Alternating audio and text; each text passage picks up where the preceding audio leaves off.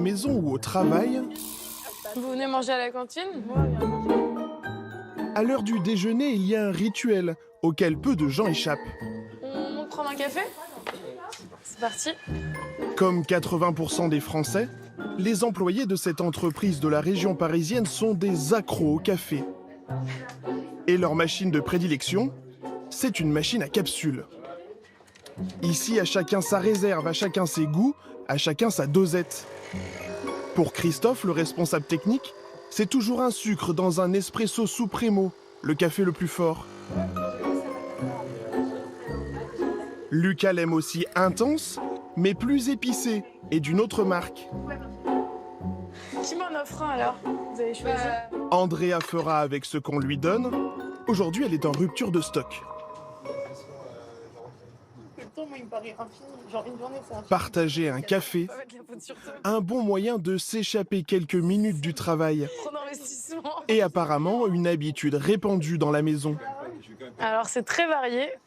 Il y a Christophe qui en consomme 20 par jour.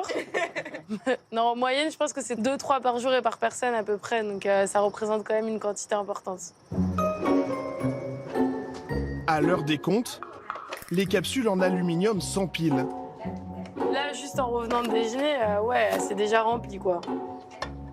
On va regarder combien de café on boit. Oh, si, moi je l'ai vidé. Tu l'as vidé? Là, il y en a combien? Informatique, le café, c'est... Ces capsules, qu'est-ce que vous en faites? C'est vrai qu'en entreprise, on a une poubelle, hein, donc on réfléchit pas bien longtemps. Hein, toutes les capsules et tout ce qui va avec, d'ailleurs, on jette à la poubelle sans réfléchir. Voilà, c'est très simple. Jeter ces capsules à la poubelle, un geste quotidien et a priori anodin pour des millions de Français. Mais un geste lourd de conséquences pour la planète. Le café en France, c'est une institution. 4 Français sur 5 en boivent au quotidien. C'est la deuxième boisson la plus consommée, après l'eau. En France, le marché pèse 3 milliards d'euros par an. Et la capsule de café fait un carton. Ses ventes ont progressé de 50% en 5 ans.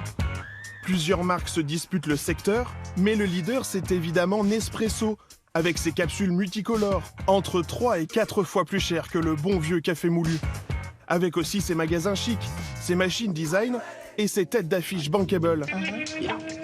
Voilà. La marque se veut éco-responsable. Pourtant, vous allez le voir, une capsule sur 5 seulement est recyclée. Alors que deviennent nos capsules après notre café? Sont-elles correctement réutilisées? Comment expliquer un tel gâchis? De la cafetière au cimetière, nous avons suivi leur périple.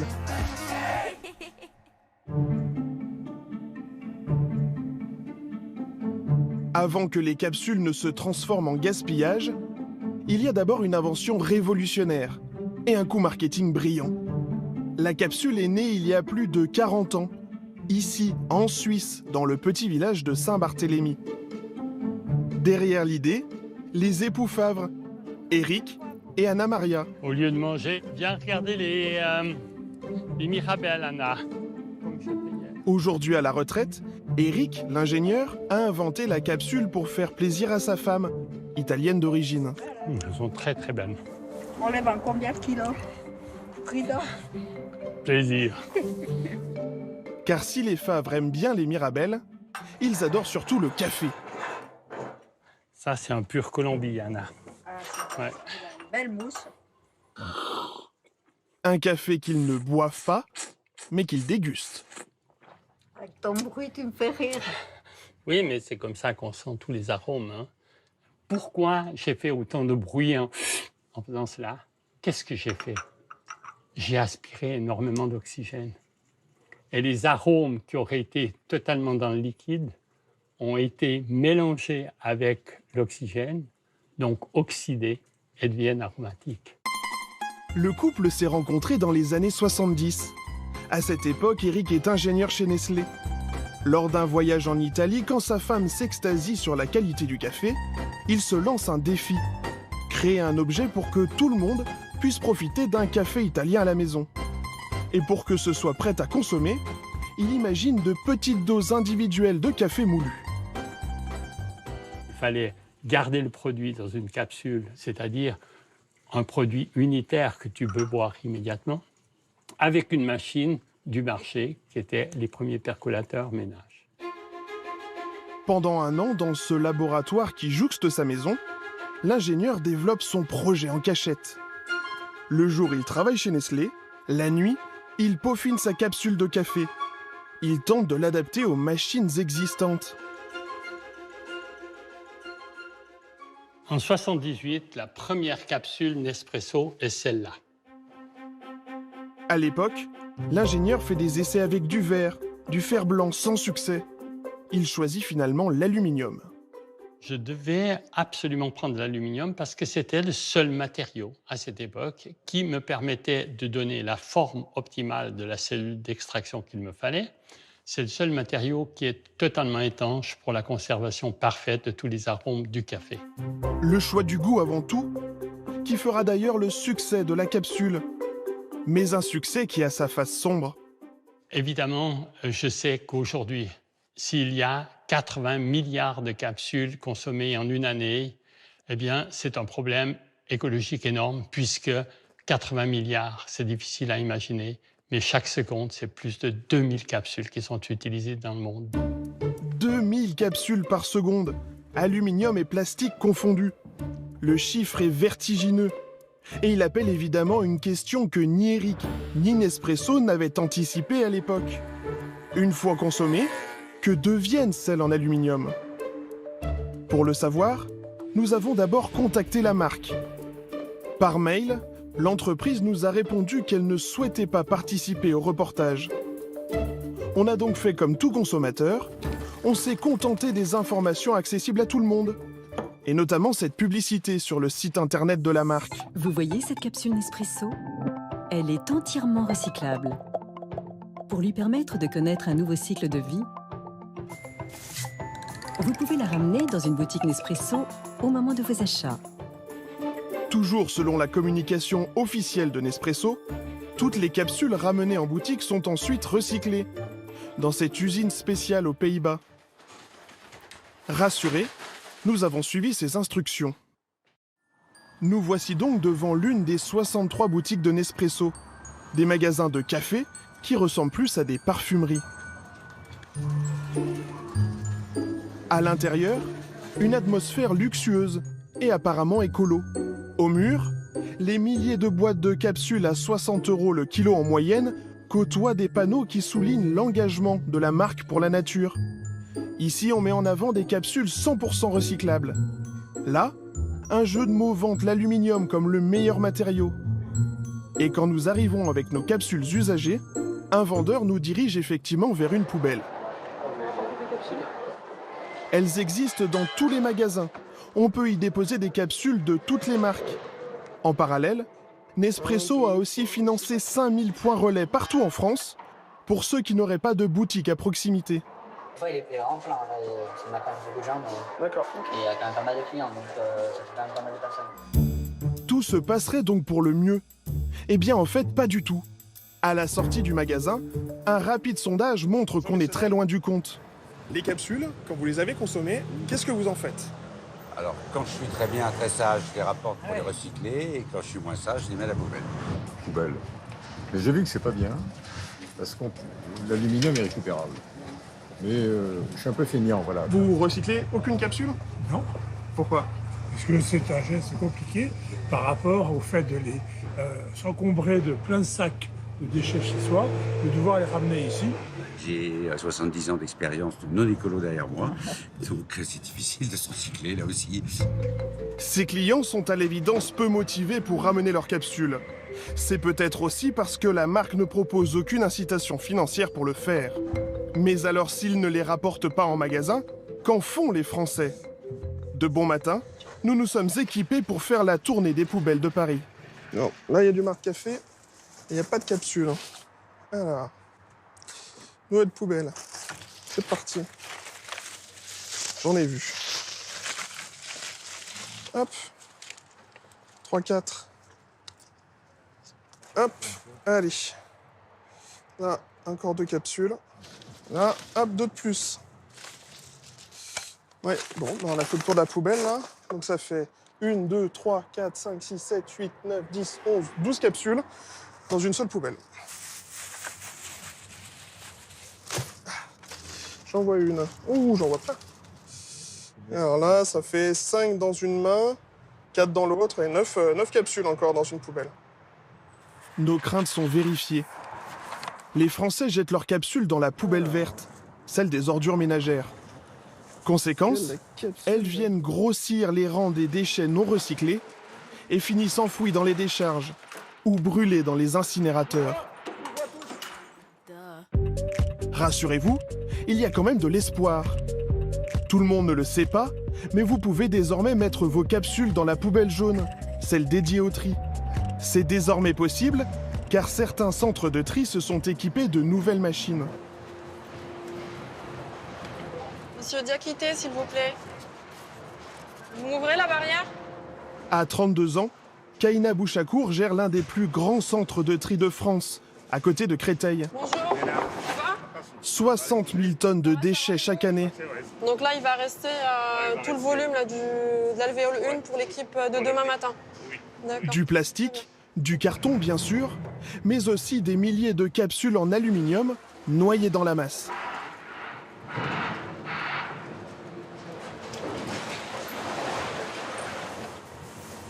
Seule cette machine, installée il y a 3 ans, arrive à les repérer. Le flux il est composé de papier, de carton et d'aluminium. En arrivant au bout du tapis, la machine va l'éjecter dans un canal pour pouvoir le capter. Ce qu'on voit en dessous, c'est quoi? Alors, ce qu'on voit en dessous, c'est tous les déchets, sauf l'aluminium. Une fois séparées des autres déchets, les capsules sont compactées dans de grosses balles. Chacune d'elles pèse 1 tonne. Le centre de tri en produit 1 par jour. L'aluminium peut être enfin recyclé. Mais cette dernière étape n'est pas sans conséquences pour l'environnement. Impossible de recycler les capsules en France. Il faut envoyer l'aluminium trié en camion à plus de 1000 km en Allemagne. Dans l'usine de Freiberg, 5 semi-remorques français arrivent chaque mois, chargés de balles d'aluminium. Une fois chauffé à 500 degrés dans ces grands fours, le métal ressort prêt à être réutilisé.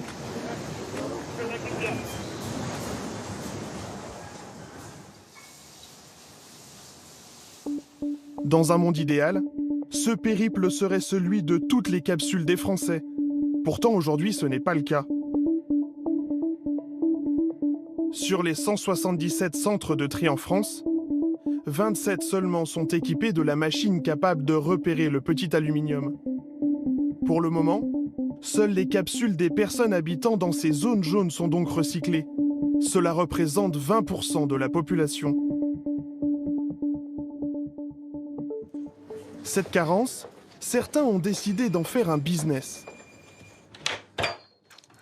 Bonjour, Paul Rouvelin, des vieux recycleurs, vous allez bien? Il y a 6 ans, l'entreprise de Paul a eu une idée de génie. Merci beaucoup. Si les gens rechignent à ramener eux-mêmes leurs capsules de café, il faut leur proposer de le faire à leur place. Aujourd'hui, Paul est dans l'entreprise d'Andrea. Vous savez, celle de la sacro-sainte pause café, où tout le monde jetait ses capsules à la poubelle. Du coup, Andrea, je vais te montrer comment fonctionne la box. Nous, l'idée, c'est qu'on ne soit pas dérangeant dans vos bureaux. L'idée, c'est que ça soit très rapide. Donc en fait, on a cette partie-là, les 2 parties, c'est du carton recyclé, recyclable, fabriqué en France. Ça, j'y tiens. On met quand même un sac plastique pour ne pas, du coup, avoir à jeter le carton. Exactement. Après, c'est vrai que c'est très clair sur la box, même si on n'explique pas aux salariés comment ça marche. Je pense qu'ils sont tous en mesure de comprendre que c'est des capsules à café qu'il faut mettre dedans, quoi. Exactement. On va préciser que c'est aluminium, par contre. C'est vrai que là, c'est important. Avec cette boîte à capsules, l'entreprise d'Andrea s'achète une bonne conscience à peu de frais. Elle paye 40 € par mois, 20 pour la boîte en carton et 20 pour le ramassage. Bah de rien, c'est avec plaisir. Pour l'installation des box. C'est avec plaisir. Ouais, je veux bien, merci. Une fois récupérées, les capsules terminent leur course dans cet entrepôt, au nord de Paris. Chaque jour, 7 camions comme celui-ci sillonnent l'Île-de-France pour récupérer des déchets dans plus de 700 entreprises. Nickel, nickel, nickel. C'est bien passé du coup, la tournée? Ouais, tranquille. Ok. Hop. On va sortir le papier avant, peut-être. Du papier, mais aussi 2 cartons pleins de capsules en aluminium. Capsule. Ok. Oula. Chaque semaine, les joyeux recycleurs remplissent 8 poubelles comme celle-ci. Tous les mardis, les capsules sont embarquées par Nespresso. En 2018, le travail de cette entreprise a permis de recycler plus de 7 tonnes d'aluminium. Ça peut paraître important, mais c'est une goutte d'eau dans l'océan de capsules consommées chaque jour. Pour plus d'efficacité, certains préfèrent carrément changer leurs habitudes. Dans les Landes, c'est le cas de la famille Gilbert. On va le potager ? Le couple et leurs 3 enfants ont quitté la banlieue de Bordeaux il y a un an pour se rapprocher de la nature. Oui. Les habitudes familiales ont changé. Ça passe aussi par le café. Depuis quelques semaines, François utilise des capsules 100% biodégradables. Il les achète vides et il les remplit lui-même du café de son choix. Il suffit de prendre les capsules, de les positionner dans les différents trous. Voilà. Après, il faut bien le répartir partout. Les opercules qu'on met sur les capsules. Hop, hop. Voilà. Ça lui coûte un peu plus cher, mais c'est beaucoup plus écolo. Bon, bah du coup, on va pouvoir tester ces capsules. J'espère que je les ai bien faites quand même.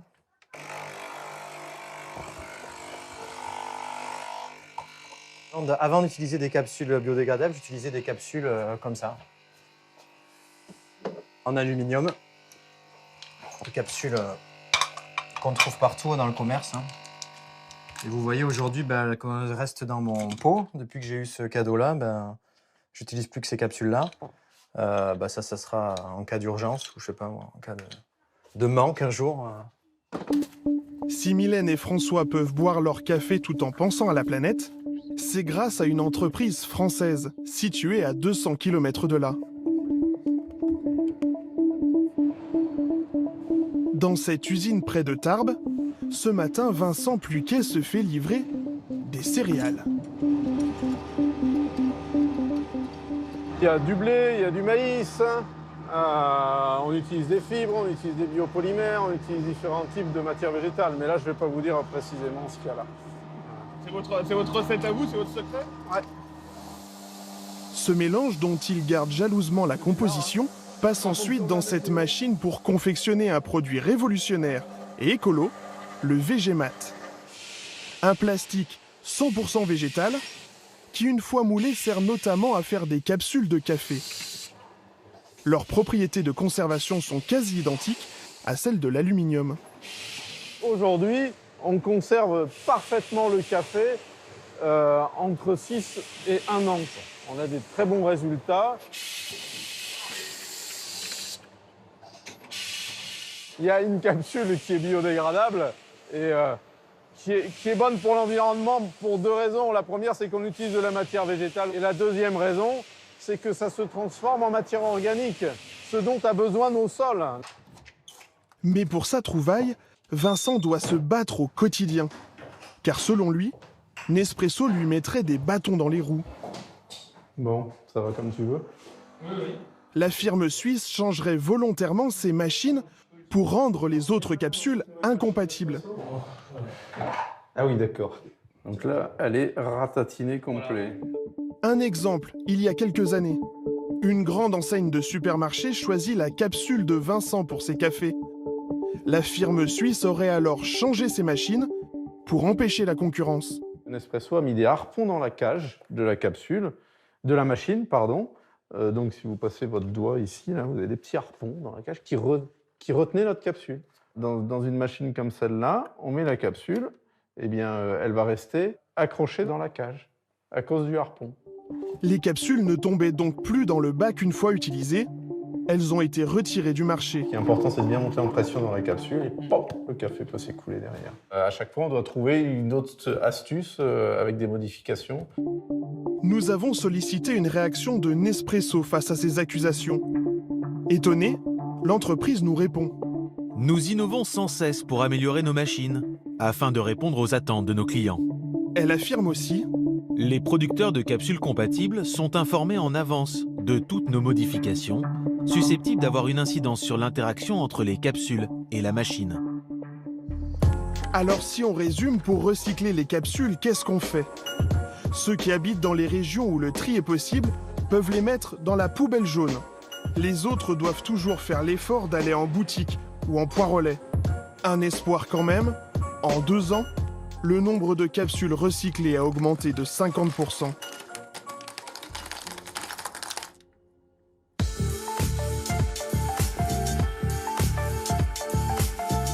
Et après le café, on s'intéresse maintenant à la nouvelle grande tendance du manger sain. Les fruits et légumes prédécoupés et prêts à consommer. Des pommes, des radis ou encore des ananas. Sauf que ce que vous ne savez pas, c'est qu'ils sont en moyenne vendus 10 fois plus cher que le même produit à l'unité. Ce que l'on va vous raconter maintenant, c'est l'histoire en quelque sorte d'une entourloupe marketing qui n'est pas non plus très économe en plastique. C'est Marie Fortunato qui a mené l'enquête pour Tout compte fait.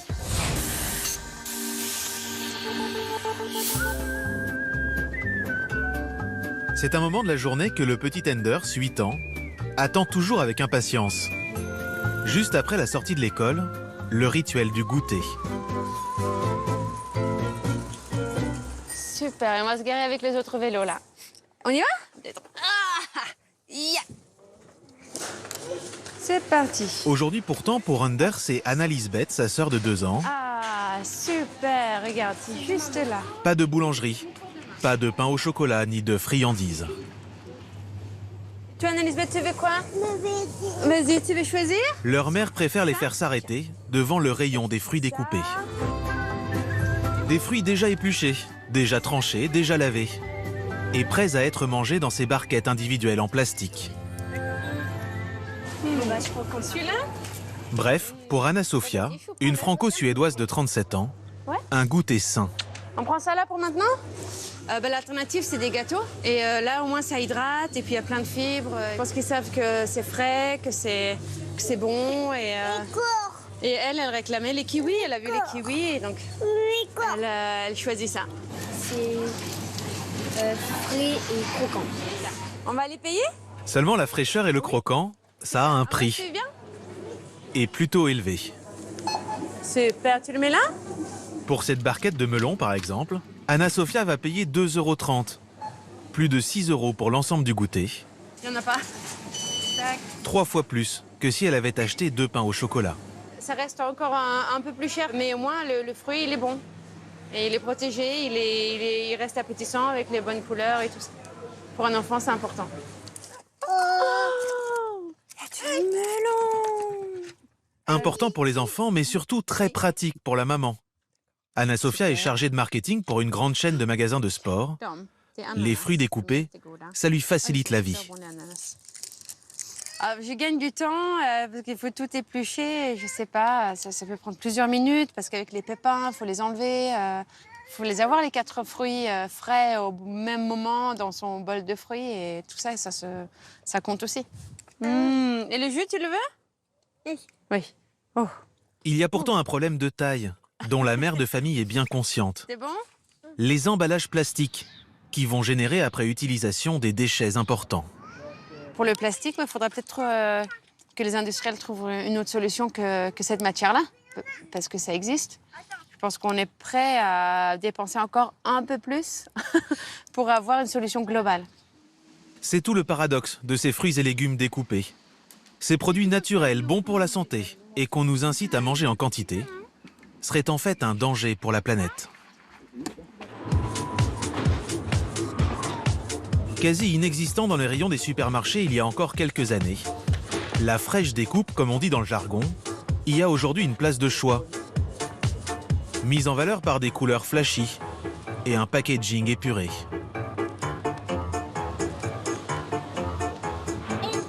Des ananas en rondelles, des melons en morceaux, mais aussi un peu plus loin des baby carottes, ou des choux-fleurs prêts à croquer. Derrière le côté pratique, leur image de produits frais et sains attire un nombre grandissant de consommateurs. L'année dernière, plus de 7 millions de Français en ont acheté. 2 fois plus qu'il y a 3 ans. Face à la demande croissante en France, une quinzaine d'entreprises se partagent les 50 millions d'euros de chiffre d'affaires que le secteur génère tous les ans. Alors comment produit-on ces fruits et légumes découpés? Comment expliquer leur coût élevé? Et derrière l'image d'un produit frais et vertueux ne se cache-t-il pas en fait une aberration écologique? Au cœur de la Touraine, un homme est en tout cas bien content d'avoir parié sur la fraîche découpe. Bernard Estivin, 70 ans, dont 44 dans les fruits et légumes, est l'héritier et le PDG de l'entreprise du même nom. Bon alors ça va? Ça va. C'est votre deuxième journée là? Ouais. Bon, ça va aller? Ça va. Bon, très bien, bonne continuation. Toujours très fier de montrer qu'il connaît chacun de ses salariés, même les nouveaux. Toujours très fier aussi de narrer l'histoire de sa famille. Au premier étage de son usine, une pièce à la déco un peu surannée accueille les témoignages photographiques des débuts de l'entreprise. Également une photo. Ça devait être dans les années 30. Tout ça, c'est des billots de légumes. Il y a mon grand-père, maternel, et mon père. C'est une photo qui date d'avant 59. Albert, le grand-père, vendait les fruits et légumes au marché. Robert, le père, est devenu grossiste. Puis, sous l'impulsion de Francis, le frère, l'entreprise s'est développée. Sur demande de ses clients de la grande distribution, Bernard l'a fait entrer dans l'ère de la fraîche découpe. Salade de fruits, jolie, jolie, jolie, tu plais à mon père.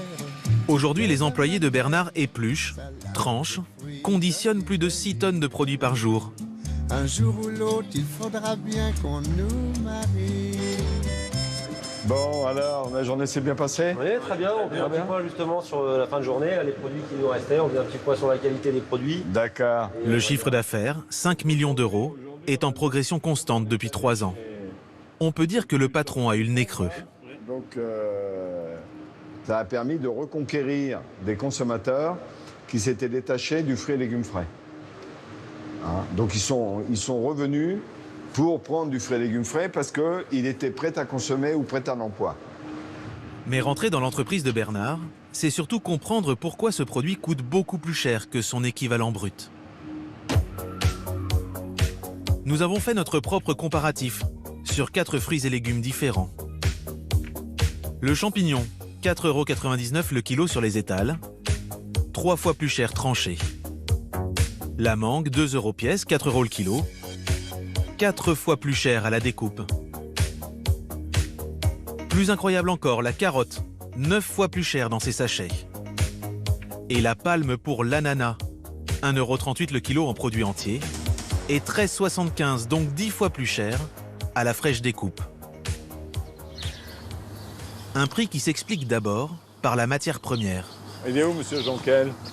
C'est bon? Soigneusement sélectionné. Aujourd'hui, Bernard rend visite à Philippe Jonquel, producteur à quelques kilomètres de l'un des produits stars de la marque. Bonjour. Le concombre. Ça bien? Bonjour, bonjour. Bonjour. Bien, alors en pleine production? Bah oui, c'est le début, là. Ça fait 15 jours environ qu'on a débuté la production. Wow. Okay. Et c'est vos premiers là? Oui, c'est la première saison de concombre. Ouais, c'est bien. On a monté une serre l'année dernière. Il y a encore un an, l'agriculteur ne faisait que des salades et des fraises. Bernard, qui voulait travailler plus en local, lui a proposé de se diversifier, avec la garantie qu'il lui achèterait 50% de sa production. Un joli concombre. Ouais. Ben, on va manger un petit morceau. Mais pour que son produit soit bon pour la fraîche découpe, Philippe doit remplir un cahier des charges bien précis. Merci. Le concombre, qui n'est pas bio, est en revanche cultivé en pleine terre plutôt que hors sol. Ce serait le seul moyen d'obtenir la fermeté que recherche le consommateur. C'est ce que vous attendez? Il est bon? Il est très bon. C'est juste ce qu'il faut. Très très bon, hein. Parfait pour la fraîche découpe. Oui, c'est vrai, parce que c'est pas agressif. Il n'y a pas trop d'eau. C'est juste ce qu'il faut, impeccable. Pas de déchets. un maximum de rentabilité. Peu de pépins. Peu de pépins, ouais, top. Là, quand on voit que ça vient d'être cueilli, c'est quand même extraordinaire. Ouais. Hein? Non, c'est top. Ouais. Avec ses concombres, produits à 8 km de son usine et livrés moins de 12 heures après leur récolte, Bernard coche aussi une autre case primordiale, la fraîcheur.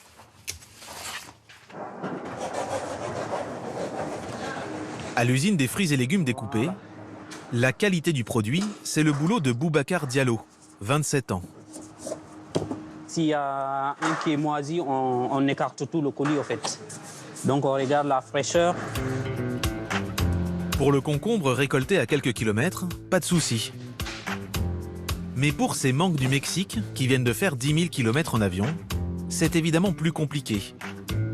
Boubacar en prend quelques-unes au hasard dans le lot et leur fait passer une batterie de tests. Fermeté, acidité ou taux de sucre, mesuré avec ce drôle d'appareil. On est à 17. Les fruits doivent être bien mûrs afin de pouvoir être consommés tout de suite. Mais pas trop non plus, pour durer quand même 3 ou 4 jours. Sélectionner les bons, c'est un travail de haute précision. Vous voyez, celui-là, déjà, il est trop mou. Donc là, on le renvoie directement, quoi. Vous les renvoyez à qui alors? Au fournisseur. Du coup, l'entreprise ne paiera pas ces mangues, qui ne correspondent pas au cahier des charges. Autre problème, les bactéries. Sans leur peau qui leur sert de protection, les fruits et légumes sont plus facilement contaminés. En suivant Boubacar dans la salle de découpe, on a l'impression d'entrer au bloc opératoire. On y découvre ce qui coûte le plus cher à l'entreprise, la main-d'œuvre. Une trentaine de salariés comme Rémi Baquès, 25 ans. À ce poste depuis 3 ans, il travaille de 4 h du matin à midi pour environ 1 400 € net par mois. Il va éplucher et débiter 160 kg de concombres dans une pièce à 3 degrés. On est équipé quoi? On a une polaire, on a des bottes, après on a des pulls en dessous de la polaire, des gants. Pour les salariés, permanents ou intérimaires, les cadences sont soutenues. Il faut amortir le coût de l'investissement. 1 million d'euros pour cette salle. Il faut surtout prendre en compte la perte engendrée par la découpe. En moyenne, la moitié du produit disparaît lors de sa transformation. Mais pour l'ananas, le fruit qui coûte 10 fois plus cher quand il est découpé, c'est beaucoup plus.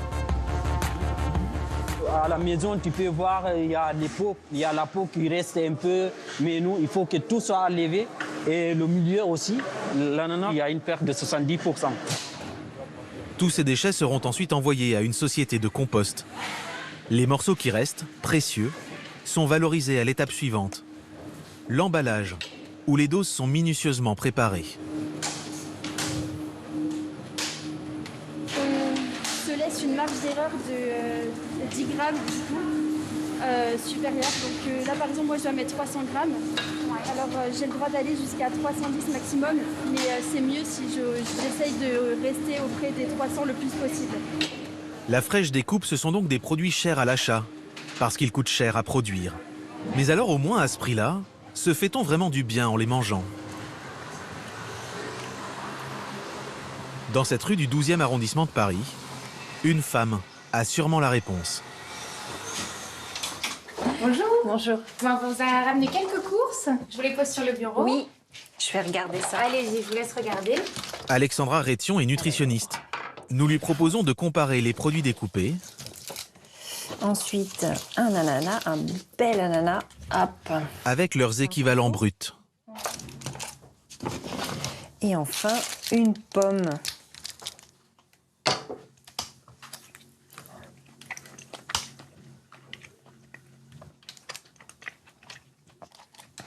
Celle-ci est plus mûre. Donc elle est plus juteuse et elle est plus sucrée aussi au niveau du goût.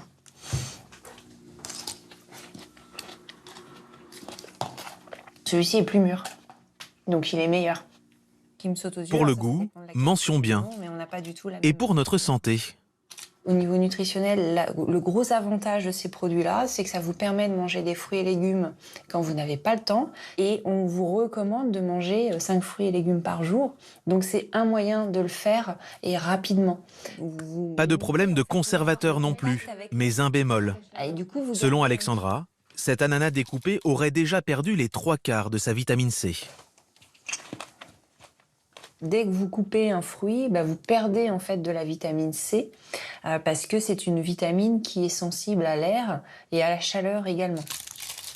L'ananas 10 fois plus cher et avec moins de nutriments, on commence à douter de l'intérêt de tout ça. D'autant plus qu'à côté de leur prix, ces produits ont aussi un coût écologique. Alors oui, je pense et il est très élevé. Il n'y a pas de souci là-dessus. En cause, les emballages plastiques individuels utilisés pour les conditionner. Selon nos calculs, 100 000 barquettes comme celle-ci seraient utilisées en France chaque jour, uniquement pour la fraîche découpe. Des emballages qui viendront grossir le lot des 300 millions de tonnes de plastique produites dans le monde chaque année, dont 10% seulement sont recyclés.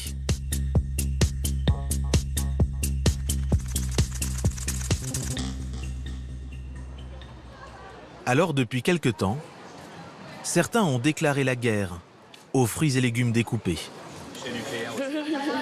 Alors ça, attends, que normalement, hop, comme ça. Cet après-midi, Fanny Vismara et les membres de son collectif Plastic Attack Faudrait que tu passes ton bras là-dedans. ont investi sans autorisation un supermarché de banlieue parisienne. Ça passe.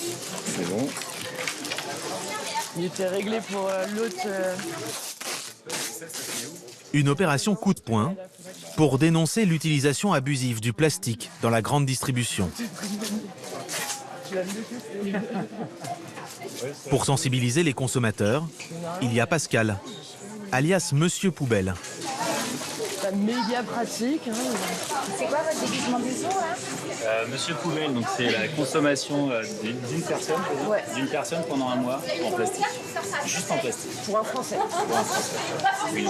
Un mois de plastique, soit 4 kilos de sachets, de bouteilles ou d'emballages de fruits découpés. En gros, t'as ça là. Accoutré de son déguisement pédagogique, le militant va passer la matinée à l'entrée du magasin. Aux caisses, Fanny est en charge d'une autre opération. Bonjour madame, est-ce qu'on peut vous récupérer Ouais. Ok, super. Elle va déplastifier les clients du supermarché. Est-ce que je peux vous les mettre je peux vous les mettre dans le sac directement Dans les courses de Valérie, par exemple, ces pêches dans des barquettes en plastique, suremballées ensuite dans un film. La dame a accepté de se déplastifier, donc on a pris les barquettes. Ça c'était, il y avait des trucs comme ça, les barquettes de pêche. Est-ce que ça me choque? Oui et non, parce que j'ai 50 ans passés, j'ai toujours vu ça. Donc, oui et non. Ça me choque beaucoup. La quantité, quand on l'a sous les yeux sur plusieurs personnes, oui. Parmi les clients, d'autres se sentent moins concernés. Et en plus, n'assument pas vraiment. J'ai vu que vous aviez acheté des fruits découpés. Cet homme préfère rester anonyme. Déjà, je me demandais pourquoi vous achetez sous cette forme.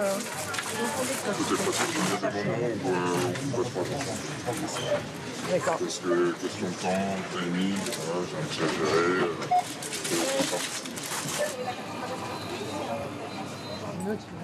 Fanny a 35 ans. Elle travaillait dans l'audiovisuel. Elle a tout arrêté l'an dernier pour se consacrer au collectif Plastic Attack. Enfin, sur ça, je pense, ça, la limite, c'est plus... Notre monde est déjà complètement plastifié. En 2050, il y aura plus de plastique que de poissons. On dira quoi pour se justifier? On dira on était trop pressés, on n'avait pas le temps, c'était joli, marketing a marché. À chaque coup d'œil sur un rayonnage, la militante est révoltée. Encore plus du côté de la fraîche découpe. Parce que là, il n'y a quand même pas grand-chose. Il doit y avoir 2 champignons dedans.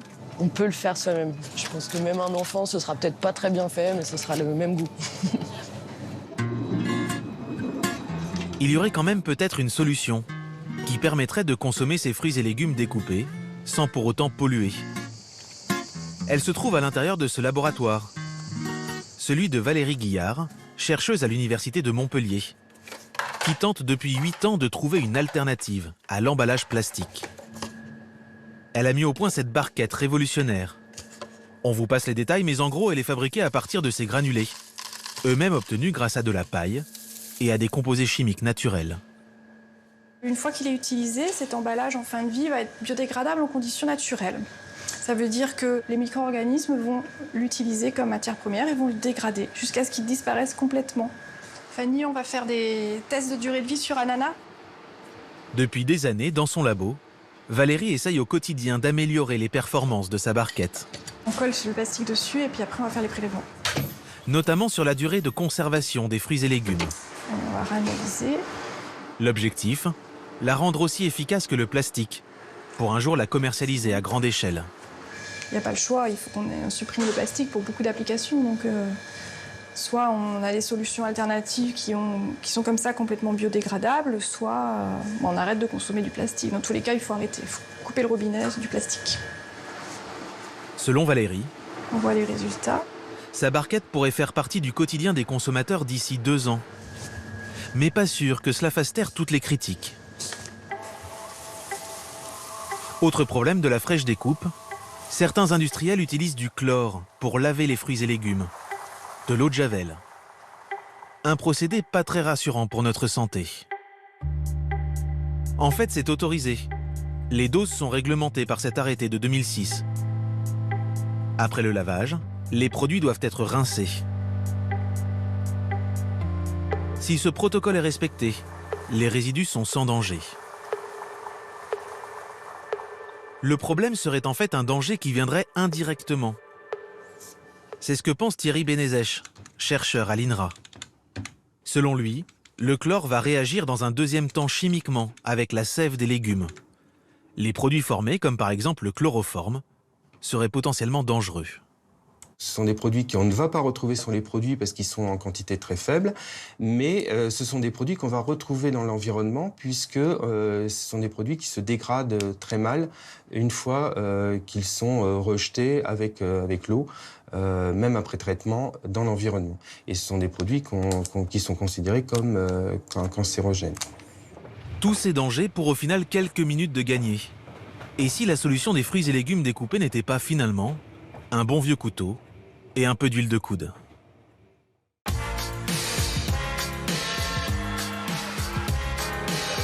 Voilà pour cette enquête. Moralité, n'hésitez pas à comparer, à bien regarder le prix sur les étiquettes. Merci de votre fidélité. À très vite sur France 2 et sur les réseaux sociaux. N'hésitez pas à nous suivre toujours plus nombreux. Et d'ici là, prenez soin de vous. Ciao.